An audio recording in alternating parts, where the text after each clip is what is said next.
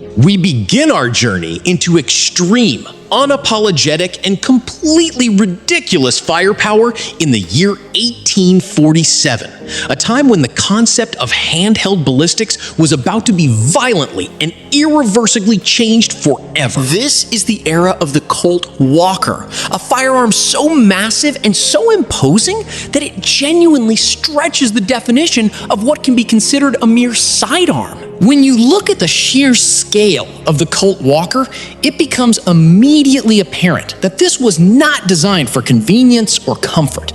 As the absolute largest revolver to ever use black powder, this monstrous creation measured a staggering 15.5 inches in length. It was a veritable handheld cannon that weighed in at over 4.5 pounds. Lugging a piece of artillery like that on your hip was an extreme physical feat all its own. But this awe-inspiring weight and size were not just for showing off.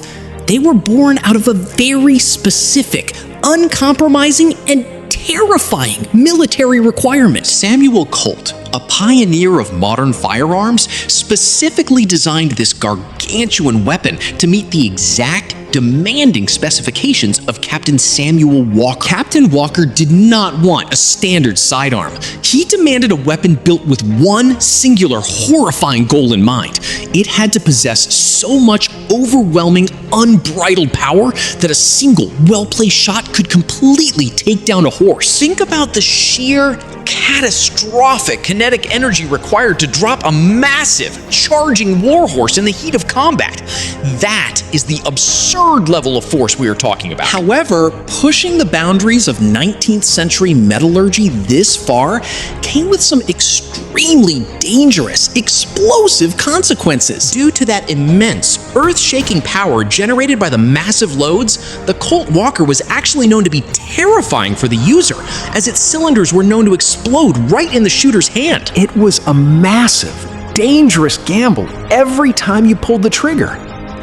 Despite these catastrophic flaws, the Colt Walker was actually a brilliant piece of mechanical innovation when compared to the weapons that came before. It utilized a mechanism that was very similar to the older Colt Patterson, but it completely revolutionized the user experience, because the Colt Walker could finally be reloaded without removing the barrel. Furthermore, it featured a trigger guard, a vital upgrade that saved countless toes from accidental discharges. The raw, unparalleled devastation of this weapon cemented its legacy so deeply that it remained the most powerful handgun in the world for an incredibly impressive 88 years. Holding the crown of heavyweight champion until the mighty .357 Magnum hit the scene nearly a century later. As time marched on, the nature of combat changed, and the old black powder behemoths were no longer the kings of the concrete jungle. In the 1920s, gangsters ruled the streets, and the cops needed something that could match fire with fire. Prior to 1935, the standard .45 Colt was the most powerful revolver around,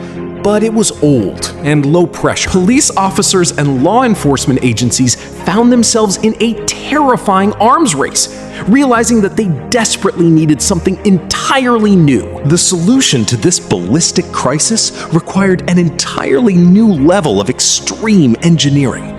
To answer the call for ridiculous, barrier-destroying force, Smith & Wesson, along with Elmer Keith, proudly introduced the devastating .357 Magnum cartridge to a shocked world. But you couldn't just shove this high-pressure nightmare into any old gun.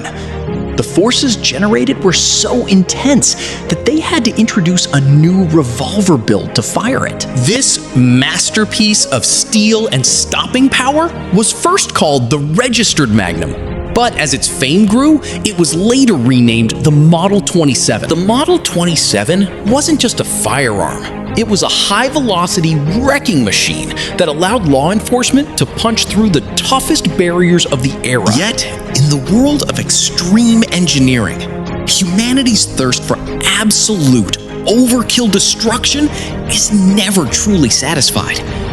In the year 1955, Smith & Wesson introduced the legendary awe-inspiring Model 29. This monstrous piece of machinery was the first revolver chambered in .44 Magnum.